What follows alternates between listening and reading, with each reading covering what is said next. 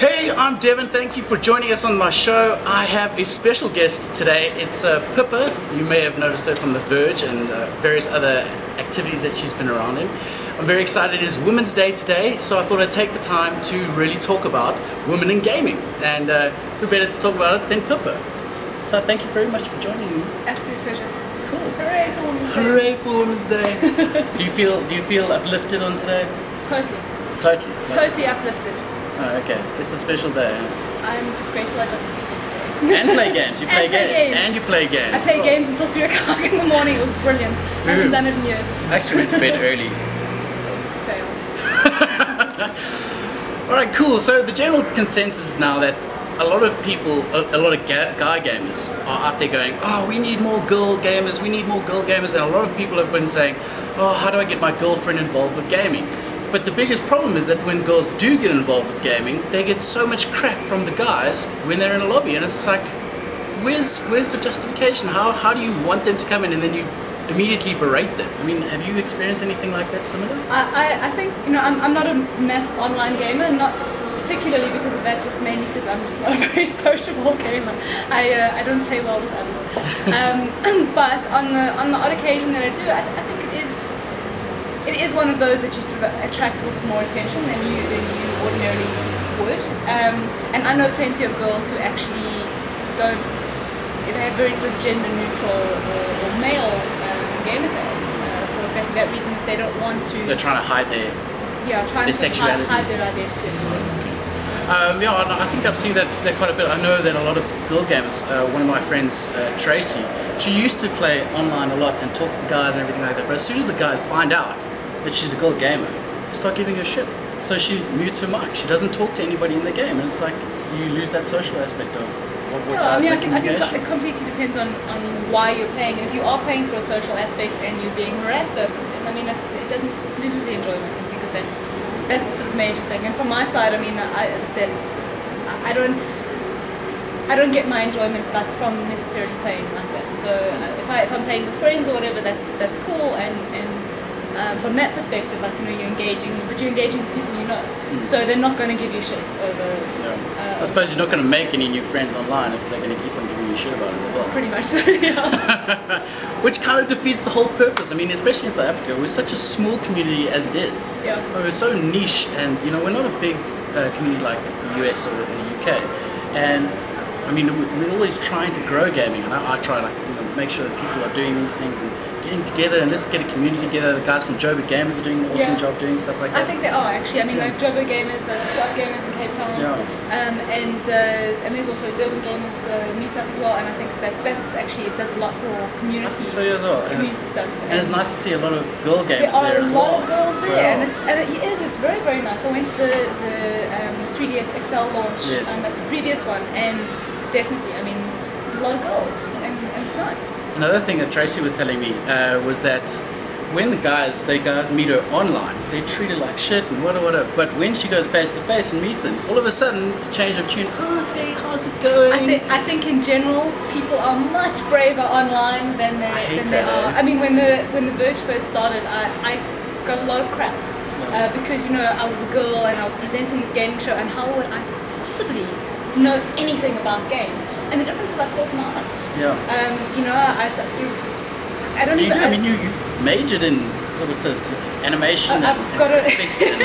I mean, you know more than I do. I'm like, oh, I feel a little bit out of my league right now. I've got a master's in 3D animation, and I taught at Wits for 4 years. I think a year part-time, and then 3 years full-time, teaching 3D animation at Honours and Masters level, and then comic books and video games theory. See, I just played the games. I've mastered video games. Nothing wrong with that. Okay, so we've been thinking about it recently, and it's come to sort of, what would you say? It's come to perspective that it's not necessarily the older gamers that are giving women issues online. It's more the younger generation. I mean, we've heard about the younger guys giving everybody stick online. It's like they almost don't know what's coming out of their mouth most of the time. It's just like, and you just want to record them and play it back, and they're just these whiny little kids all the time. But I mean, that's still going to stop. I think we pick a lot of it up from the US and the UK, and it's terrible to see that it comes into our local gaming market as well. I mean, I don't even know where would you begin to like call them out on that? I mean, I just mute. You know, yeah. I mean, like, my sort of strategy generally is just to sort of ignore that kind of stuff and just be like, oh, okay, well, yeah, I'm mute and I don't want to hear it. I'm not there for that.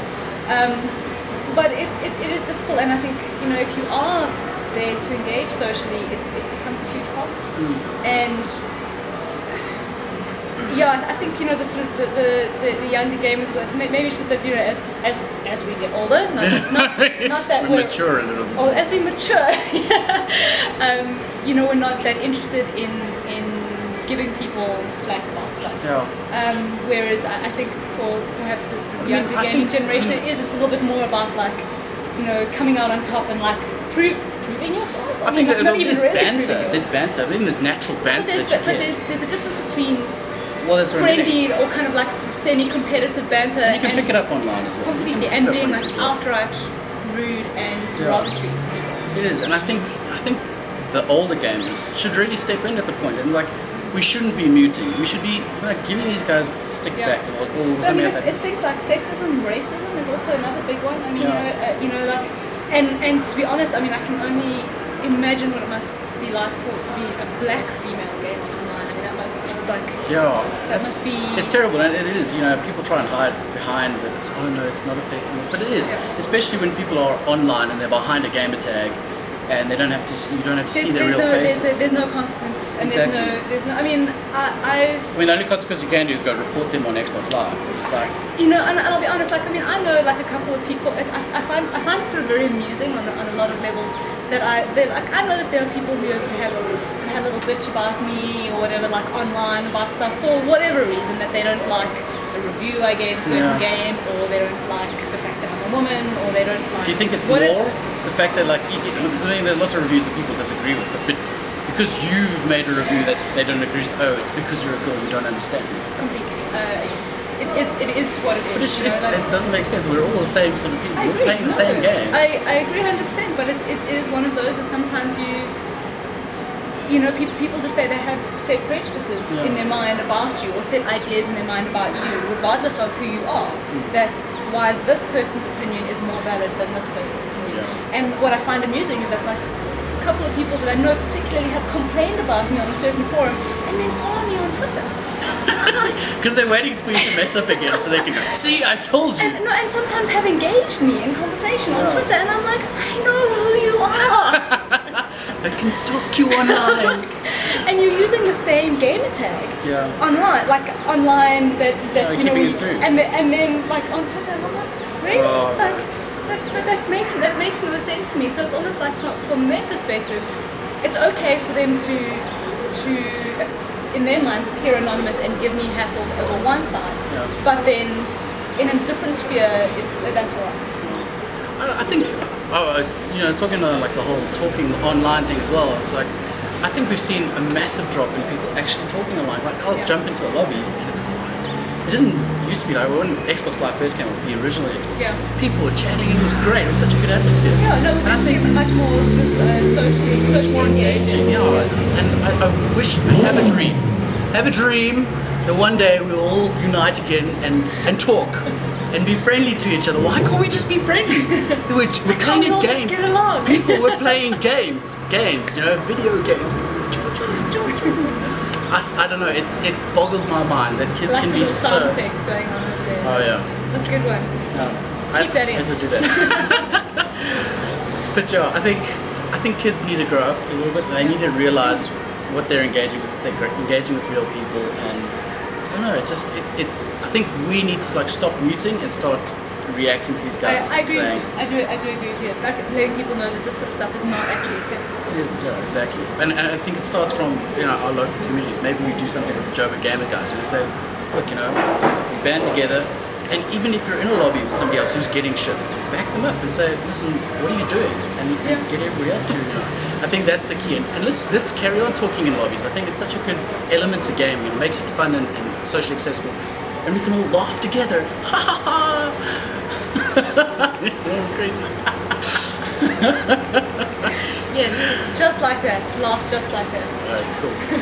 I think to end off, it's the common question. It's like all the guys, how do I get my girlfriend gaming? And like, for me, the first thing I tell everybody is like, don't give her Call of Duty or Gears of War to go in it. She's going to be staring at the roof, shooting stuff, and get frustrated. Unless she is like really into like war movies or something like that, yeah, maybe. I mean, I do know people who've gotten into gaming straight off the bat like that. I mean, but I think they have to have that interest in it. They have like, I really want to play that game. My argument to anybody, regardless of gender or race or anything like that, you are not a gamer, you just haven't found the right game. Yeah, that's true. So the argument is... Solitaire is a game. It is a game, yes. True story, so is Minesweeper. My mother played Solitaire obsessively on her phone. As well as Plants vs Zombies, which I really like. Everybody loves it. And Angry Birds. Angry Birds, and like, you know, she started off like, now like... I always say it's a progression. And she's just got an iPad. Oh, you see, but you see what... So that's exactly what's happening. Now your mother's progressing. So. I'm just arguing with my mother is 70. But that's awesome. My grand's turning 90. She just got into Facebook. But yeah, so I think that you just haven't found the right game, and regardless of whether or not that is on handheld or on console or PC or whatever, it's about finding the game that appeals to you. Yeah, and you can take it from there. Completely, and I mean, don't if you're really into Call of Duty and you're trying to get your girlfriend into Call of Duty, I don't think that's the right way to approach it. Unless she's like determined to learn. Because the problem is the coordination. You know, picking up that joystick. It's for somebody who doesn't know how to play games. You've got 16 buttons or something like that to push and pull and make things happen. Whereas you've got to start off something that doesn't give her a side scroller for start. It's like a Little Big Planet. Yeah. Something that doesn't. It's a jump and a move around on one joystick, and then they can learn as they go. On one level, I'm like. Yeah, I know. But not just girls, okay? Not just girls, like little guys. Yeah, I was like, girl, Little Big. She knows I'm right. But yeah, okay, but I do agree that that's not just girls. For anybody who's not a gamer, to get into something that maybe that like they don't have the experience. Well, not in terms of coordination, the experience in terms of how to relate to the relationship between the controller and what's happening on screen. It can be difficult, but. Yeah, you'll find the right one. So give a variety and be like, okay, which one do you like? Let's play through all of them. Which one do you like the most? Exactly. There you go. Well, that's it. Thank you very much for watching my show. I know it was a little bit long, but I think it was worthwhile. Please like and subscribe to my channel and leave us a comment below and tell us what you think. Did you have any experiences similar to what Pippa's had or what any of our girls have had online? Have you faced any discrimination or anything of that sort? If you do comment, you could win this shirt. So not that one specific. Not this one specific, unless you really want this one. Just tell me in the comments, I'll sign it. Anyways, Pippa, thank you very much for joining me. Pleasure. Guys, stay awesome, keep gaming.